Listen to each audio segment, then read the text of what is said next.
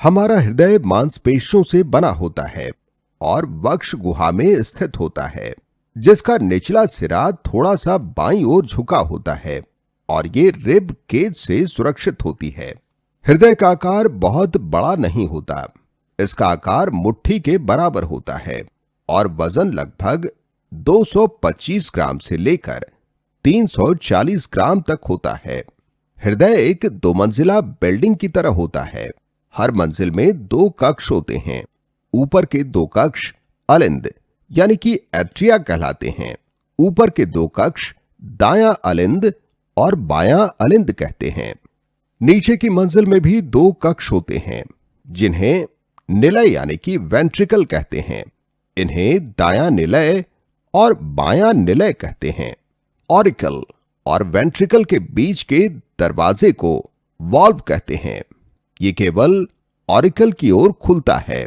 इसका मतलब ये है कि रक्त दाएं ऑरिकल से दाएं वेंट्रिकल में जा सकता है, लेकिन वापस नहीं जा सकता है। इसी तरह रक्त बाएं ऑरिकल से बाएं वेंट्रिकल में जा सकता है, लेकिन वॉल्व्स के कारण वापस नहीं आ सकता। ये 2 मुख्य शिराएं जो वेना केवा कहलाती हैं, ऑक्सीजन विहीन रक्त को दाएं ऑरिकल में डालती हैं। फिर ऑरिकल इस रक्त को वेंट्रिकल में पहुंचाता है। फिर दायां वेंट्रिकल रक्त को पल्मोनरी आर्टरी में पहुंचाता है। पल्मोनरी आर्टरी इस रक्त को फेफड़ों तक ले जाती है, जहां इन्हें ऑक्सीजन मिलती है और ये ऑक्सीजन पूर्ण रक्त यानी कि ऑक्सीजनेटेड ब्लड बन जाता है। गैसेस का आदान प्रदान फेफड़ों में ही होता है। फिर ये ऑक्सीजनेटेड ब्लड पल्मोनरी वेन द्वारा ले जाया जाता है और वापस हृदय में पहुंच जाता है, ताकि हृदय इसे शरीर के विभिन्न अंगों तक पहुंचा सके। फिर बायां ऑरिकल रक्त को पंप्स करके लेफ्ट वेंट्रिकल में पहुंचाता है। इसके बाद बायां वेंट्रिकल इस ऑक्सीजनेटेड ब्लड को पंप करके एक धमनी, जिसे ऑर्टा कहते हैं, में पहुंचाता है। ऑर्टा से शाखाओं की तरह कई धमनियां निकलती हैं।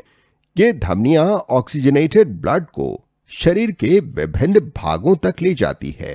चलिए रक्त परिसंचरण की पूरी प्रक्रिया को एक बार फिर से संक्षिप्त में देखते हैं।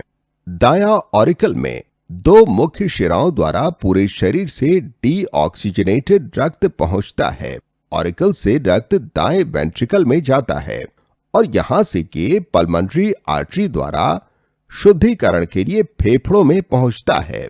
ऑक्सीजनेटेड ब्लड फेफड़ों से वापस पल्मोनरी वेन द्वारा हृदय के बाएं ऑरिकल में पहुंचता है। फिर ये ऑक्सीजनेटेड ब्लड लेफ्ट वेंट्रिकल में पहुंचता है। लेफ्ट वेंट्रिकल इसे पंप करके एक धमनी में पहुंचाता है, जिसे ऑर्टा कहते हैं, जो इसे शरीर के विभिन्न भागों तक पहुंचाता है।